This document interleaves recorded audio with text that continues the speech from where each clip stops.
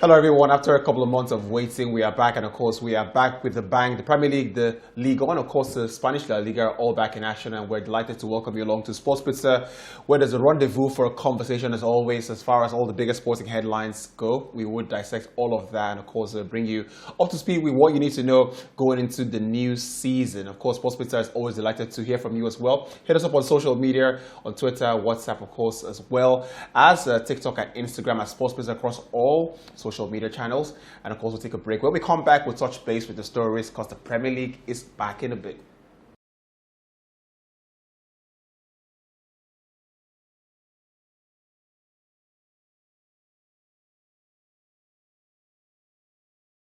Welcome back everyone to Sports Pizza. My name is Eubin, so Ndwonovid, and if you're just joining us for the first time, you're right in time for the start of the Premier League season. Of course, all the top European leagues are looking to kickstart the action, and of course, football is primarily Nigeria's biggest sporting event. But we're going to start off with introducing Falan Adeni, who joins us on the show as well, the furniture in the house. Good to have you here, Falan Adeni, and I'm just going to start off with you and Anthony Joshua, who... You know, I think about him and I say, you know, Anthony Joshua, Toby Amuson, and, you know, the other bright lights of Nigerian sports are the reasons, you know, the younger Nigerians can, you know, think about boxing, you know, Kodri in tennis and whatnot. But fought Helenius, you know, over the weekend. We saw how much of a change fighter he is. 7th round knockouts, big right hand.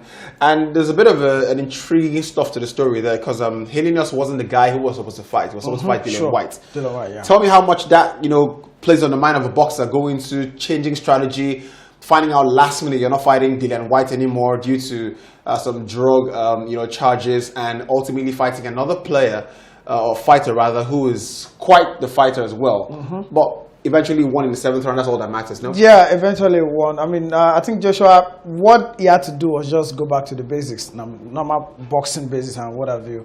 But then again, no disrespect to Helenius, but you know, it's not in the category of boxers like Dillian White, you know, Chisora and what have you. And Joshua, even though it was bound to struggle at some point in the game, especially in the round 2, because just like you said, a different boxer entirely, a different strategy entirely, and this is not someone that you're used to. I mean, he has fought Dillian White a couple of times in his career, and it showed early in the game, with especially the second round. We thought he was going to knock Joshua out in the second round, but Joshua was able to pick himself up, and like after like maybe the first and second round, able to understand the kind of boxer that Helenius is. Yeah, and it's important that we put this out because, you know, you're training to fight a certain type of fighter. Then all of a sudden, you can't fight that fighter anymore. Fight him again, now, normally, what boxers at Joshua's level would do is pull out of the fight. Sure. Right? Sure. But Joshua didn't pull out of the fight. You know, he said, you know what? We're going to keep fighting.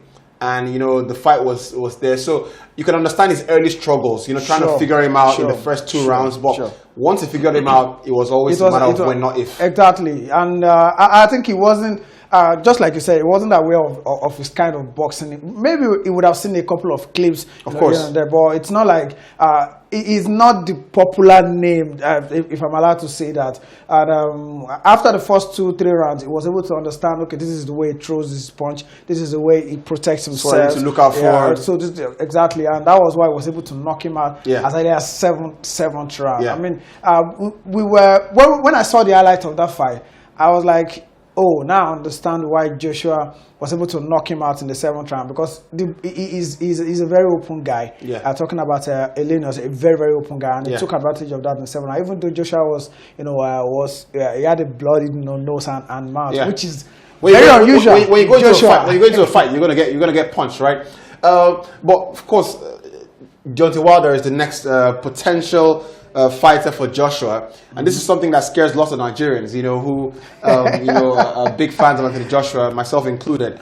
Is he ready to fight a guy like that in January? We're hearing that could be the earliest date for that fight, potentially Saudi Arabia. And I think about Dillian White, who fought Helenius, interestingly, earlier this year, and at the time it was a 1st round knockout. So how does that compare? And, you know, you think about Dillian White knocks his guy out in the 1st round, you knock him out in the 7th round. But we know this from, you know, sports, competitive sports. Every single occasion is different. It's different, yeah. And I think the occasion will be very, very big. very, very big. And I've always been scared of Joshua fighting against Deontay Wilder, even when Joshua was at the top of his game. Not saying he's not at the top of his game right now. He's just trying to build himself up the ladder again in the world of boxing. And I think it's going to be an interesting one. His promoter at the end is working around the clock to make sure that he gets the best out of the fight. According to the report, we're getting $40 to $50 million for Joshua just to fight. I mean, I think that defeats what we'll be hearing from our Yoruba parents. That fight doesn't turn to wealth. I mean, fight is turning to wealth. You've got to change that saying, yeah. You've got to change that saying. And I think Joshua Wilder also is not the Wilder we used to know before. So it's going to be an interesting fight. It's going to be, I can't pick who's going to win, but it's going to be an interesting fight. Well, I can, and I can tell you that if the fight was fixed tomorrow, I'll take Anthony Joshua, AJ, all day, every day. AJ, of course, racking up his 26th victory in the WBC, and of course, it's quite incredible what he's done. He's been around for so long. This is what people don't realize. He's been around for at least 10 years. 10 years, yeah. Thereabout, right? Anyway, let's get away from all of that boxing stuff and move on to the start of the Premier League, which commenced on Friday evening. We saw Man City win against Burnley 3-0. Burnley, newly promoted team, master versus apprentice. That was a subplot in that particular game. And we also had that Erling Haaland, reminding everybody that if you thought what I did last season was remarkable or a fluke or was a one-season wonder, look at me now. Definitely. It's a goal machine. Yeah, Erling Haaland, and it looks like someone that was made in a lab. I mean, with an imposing figure, it can run, it can maybe not dribble, maybe not pass the ball. But then again, why are you buying a striker? It's just to pass the ball. I mean, when you put the ball in the box, just finish the job. And we saw that. I think Burnley are going to play well this season. It's just a certain that they played against the defending champions. I think they're going to get relegated. Honestly, I don't think they're going to get relegated. Yeah. I think Vincent Kompany has a lot in his head. Yeah. I mean, he played under Pep Guardiola. So if you see the way they played in the Championship, you would know that Burnley are going to beat 1, 2, 3 teams in the Premier League. They can even play against the teams that didn't get relegated last season and play very well. It's just that they can't play against City. I don't know what he needs to do to change his style. I don't think he can go toe to toe with the best teams in the Premier League, because that was what he did against City and they paid dearly for it. Well, of course, other fixtures, results rather, of course, Liverpool were away at Stamford Bridge 1-1, and the subplot in this game was the transfer saga, one of the biggest, one of the craziest transfer sagas we've seen in recent time. Moses Caicedo, who at the start of the window, he was told, we'll let you go if a bid comes in. The moment Declan Rice moved to Arsenal, £105 million, that effectively set the price, benchmark. The benchmark for a player in that category.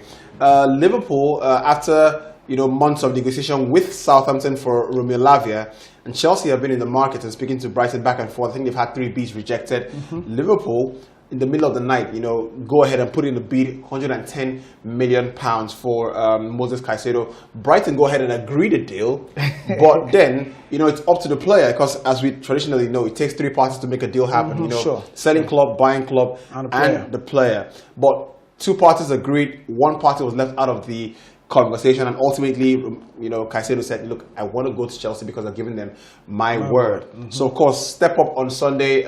We saw that very enthralling game, I must say. Mo Salah couldn't get continue his record of scoring on every opening day since he's been in the Premier League. But what a performance from players like Enzo, who I think might just be one of the best midfielders in the Premier League. The way he controlled possession, his niftiness, and you can imagine what Caicedo playing beside him would do. It would just free him up to play. Amazing performance, wasn't it? I mean, scary times ahead of rivals who are going to be playing against Chelsea, because without a very good defensive midfielder, with Enzo, we can see what he's capable of doing. Even last season when Chelsea were, one of the poorest teams in the Premier League, he was still able to show us that he's a very good player. And we saw it on Sunday again against Liverpool. Even though the ball was a bit open in midfield, it was obvious that both Chelsea and Liverpool needed an extra man in that midfield, and they couldn't. That was not on display on Sunday.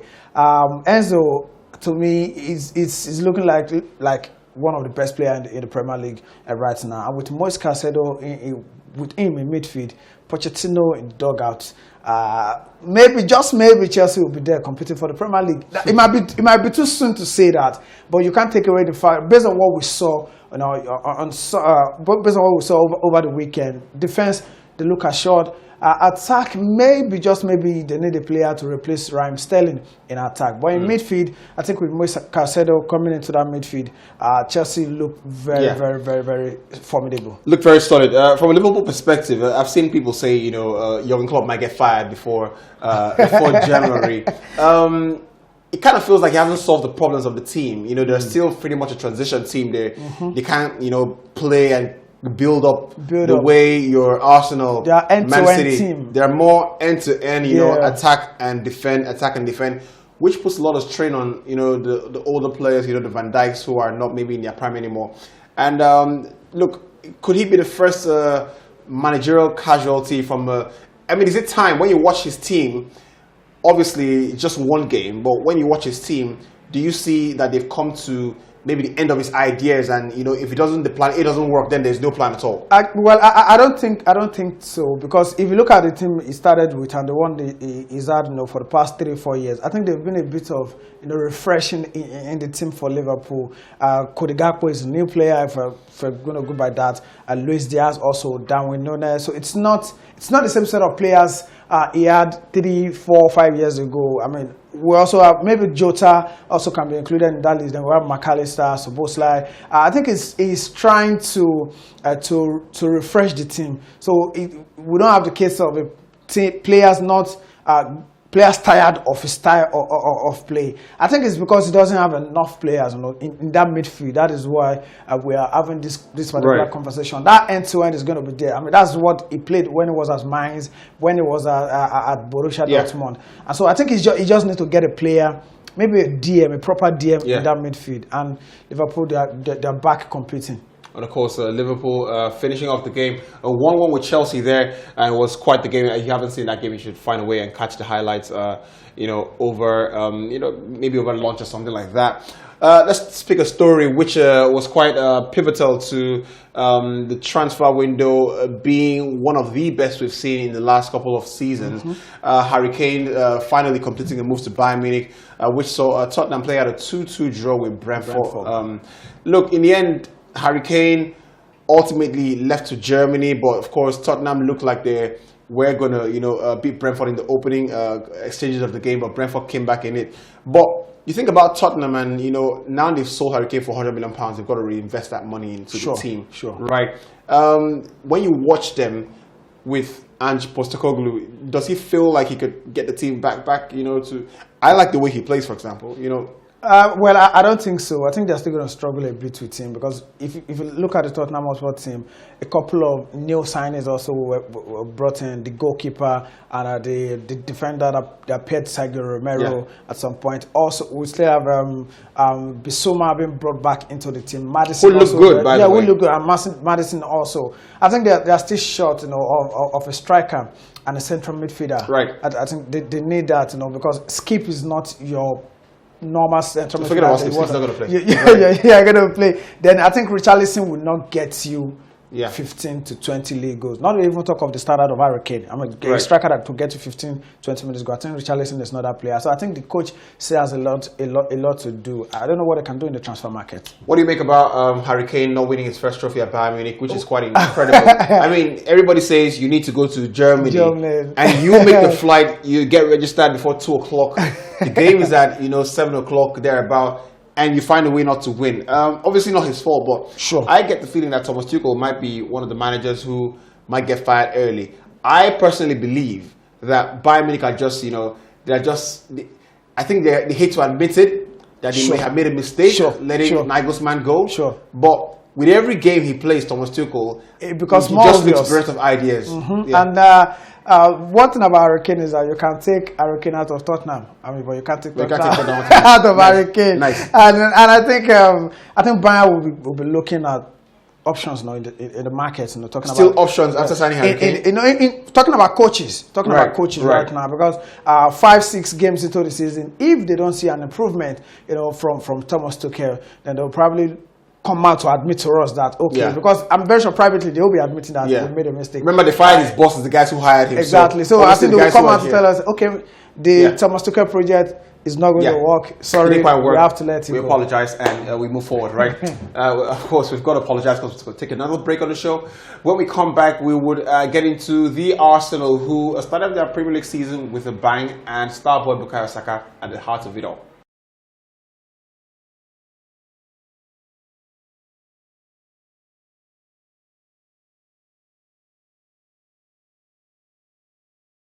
Welcome back. We're still discussing the opening day of the Premier League season. 1 down, 37 to go, and we are in prime place for all of that with a slice of pizza as well. Here on Sports Pizza, my name is Yubi, and so I'm joined by Fala Adeni, who is always a very enthusiastic guest here on the show. Let's be based with the Arsenal. Let's talk about them. Who look, Saka, I don't know if you saw his pictures in preseason where he looked like the Incredible Hulk, and that goal he scored personified, all the work he's done in preseason. When I watch Saka play, every game he plays, he adds something to his game. When he started at Arsenal playing at left back, left wing back, right wing back, left wing, he just could only use his left foot. Last season added a bit of goals and could go outside to the right as well. Now he's added, lots of that specialty in curling the ball, hitting it with range. An incredible player. Martinelli on the other side was devastating as well. Odegaard looked peerless as well. Declan Rice looked at home. Arsenal clearly, maybe not the most elaborate scoreline, but the principles were there to see, and it was a good win. A good win for Arsenal. And talking about Bukayo Saka, I think every year it keeps improving, and that's the hallmark of a player. I mean, every year they need to keep improving, trying to beat the record you set, the previous season. And just like you said, he has added another thing to his game, taking shots from outside. You can't really predict what he's going to do with the ball, at his feet. And I think that connection between Odegaard and Ben White on the right wing is something that is very, very incredible. And Arsenal, I think they need an out-and-out striker. If I'm going to be sincere with you, they need an out-and-out striker with what they do. It's no longer a secret that they have good creative team. Martin Odegaard, Martinelli, Leandro Trossard, Saka. So they need an out-and-out striker. You think you're going to get a striker in the market? I don't know what's going to happen in the market, but I think outgoings will determine if they are going to still bring players in. And I think that's just what they need going forward into the season. But of course, Newcastle as well, one of the teams that finished that match they won with an aplomb. What was it, 5 or 4? 5-1. 5-1 was the result. Because from where I was watching, it could have easily been 7 or something like that. But of course, lots of goals in Newcastle's game against Aston Villa, putting Aston Villa to the sword pretty much. And Emery, I'm not quite sure he saw that coming, even in his lowest dreams. Right then, look. I've got to ask this at the start of every Premier League season, right? Who's going to win it? Who's going to finish in the top 4? I personally think that there are only 2 slots up for grabs, right? In the top 4. I think Arsenal and City are not number 1 or 2. But those other 2 slots, who's going to finish in there? Liverpool, Chelsea, United, Arsenal? Well, I think I'll pick United first, off the back of what we saw last season. And the fact that they've done their business very early. Gotten a goalkeeper in, Ireland also in, and Mason Mount. And Sofran Amrabat will probably complete the transfer, for Eric Ten Hag. So United should be in that particular position, because you didn't have all this player last season. Right. So who's the next one? Finished third. I mean, I'm still looking towards Chelsea, Newcastle. One of them. Chelsea don't have the Champions League distraction, no European distraction, so they should have enough. The players should feel rested enough to play. So you pick Chelsea over Newcastle? I can't pick anyone over the other right now. So between Newcastle United and Chelsea, maybe they're just the Champions League participation will be too much for Newcastle. But they've bought players and not scored depth. No Liverpool then for you. No Liverpool for me. No Liverpool for you. No Brighton as well. No Brighton. Right. No Tottenham Hotspur. No Tottenham Hotspur. So if I hear you correctly, I'd say City first, Arsenal, United, then Chelsea. I go by your leanings. Anyway, that's a conversation for you to be a part of as well on social media. How about you tag us on Sports Pizza on Twitter and let us know who your top 4 would be this season. And of course, Chelsea also, you might interested to know if you're a Chelsea fan. Kepa Arrizabalaga is off to Real Madrid, and Chelsea, of course, are back in the market for another goalkeeper to compete in the Premier League this season. Right. So let's get away from the Premier League. Let's touch base with Spain's La Liga. A bit of injuries flying up and down around the Madrid camp. Not quite sure what is going wrong there. Carlo Ancelotti must be fuming with his sports science department, as to why these injuries are happening. But they had an incredible transfer. One of the first transfers to be made was Jude Bellingham. He had a masterclass on his debut. Definitely. And talking about Carlo Ancelotti, I think once he looks across the board and sees that every other league also they've had players injured, I think he's going to cut the sports science team, cut them some slack. But I think they will go into the market, for a centre back, to come in, maybe a loan signing, just the way they're getting Kepa Arrizabalaga, a loan signing. And they started the season in a very, very, very impressive way because of Jude Bellingham, scoring on his debut. Barcelona, by the way, dropping points away from home. So I think they want to win the Spanish La Liga title back, from Barcelona, and also see if they can do well in the transfer in the Champions League. I don't know if they will go into the season without a proper number 9. I'm surprised. I'm really, really surprised that they allowed Harry Kane go to Bayern. But they got Hosselu. When it became Hosselu scored 17 goals last season. Come on, you got to put faith in Hosselu. Hosselu from Real Madrid. Right. I mean that is not the standard. No disrespect, but disrespect to him again. I mean, this is Real Madrid we're talking about here. Right. I mean, he's probably a backup player. Yeah. But not the one to lead the attack. But maybe they have faith in their wingers. Yeah. Just maybe. Of course, Barcelona couldn't quite get off to first 3 points of the season when they traveled to Getafe. 0-0 was the scoreline, and a couple of red cards there. Barcelona actually getting 2 red cards. It's quite incredible because Rafinha got a red card as well as Xavi as well, the manager. So maybe a bit of a player and coach there. Well, Getafe also had a red card, so you might say tit for tat. But when we speak about Madrid, just going to go back to that before we leave Spain's top flight. And Kylian Mbappe, one of the players they were hoping to sign on a free as early as January next year. However, he's gone on to change his mind, a complete 360 turn. He's going to sign a 2-year extension with PSG, and he's back, in the good books of PSG, Al Khalifi and Luis Enrique. I've always thought that, Mbappe is probably the most volatile player in football at the moment. You never know where you're going to go with him. Well, I think Paris Saint-Germain, they've gotten their wish again, tying him down. I don't know what's going to happen. It looks like he's still going to play for Real Madrid at the end of the day. But that left wing that you covet so much, that is the same wing you find Vinicius Junior.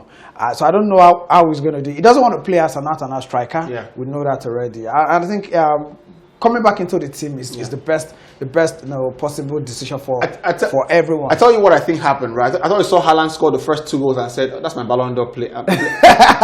Call the manager, call the board. All right, I'm ready to sign a contract extension and get back into the team. Haaland scored 2 goals already. I think they will be having an all-French attack from the look of him. Yeah. If they can get their hand on Rando Colomwani, they can get their hand on him. So Rando Colomwani top 9, Dembele on the right wing, Mbappe on the left wing, and a certain Gonçalo Ramos. You wanted Gonçalo Ramos at Man United at some point. Didn't happen. United got Rasmus Højlund, so I think that is United fans just love that as the way it is, right?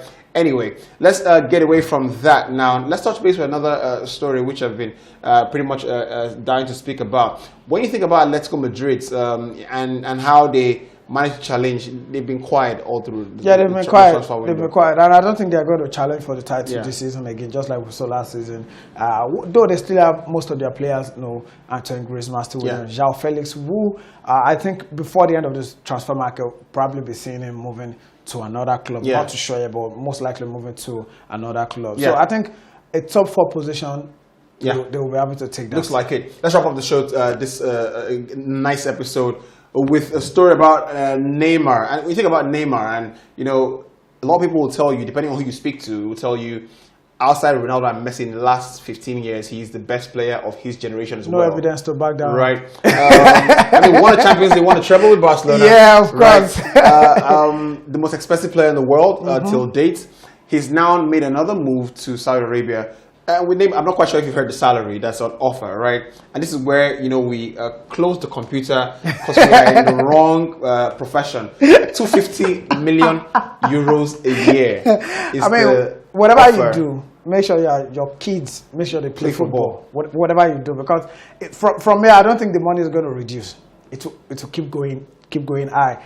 And I think he wanted to move to Barcelona, but Barcelona, they are very poor in Spain. Barcelona were looking at a way to make Paris Saint-Germain terminate his contract so they can have him on a free 15 million per year, 15 million to 250. If you're Neymar, you probably move to Saudi Arabia. I'd move and ask them if they need me to move. I have a younger brother as well, who can. But then again, Neymar, aside Messi and Ronaldo again. Well, I think it's done his bit in Europe, no? Yeah. What else is there to do in Europe? He's not going to win the Ballon d'Or for sure. And most likely not win the Champions League again. Probably. Let's just go for the money. Got to make incredible money, right? Anyway, we totally enjoyed it. And transfer window is not even done yet, so there's a lot more fireworks to happen. Moses Caicedo, you never know where he's going to go, but we're hearing Chelsea have potentially had the nod on that. There's still more transfers to be done, so definitely we'll be keeping you abreast with all those stories. Falan Deni, thank you very much indeed for making it to the show. A pleasure. And of course, a video of the week always has to be from a star boy when he scores a goal. Bukayo Saka, what a rocket. Enjoy that. See you soon.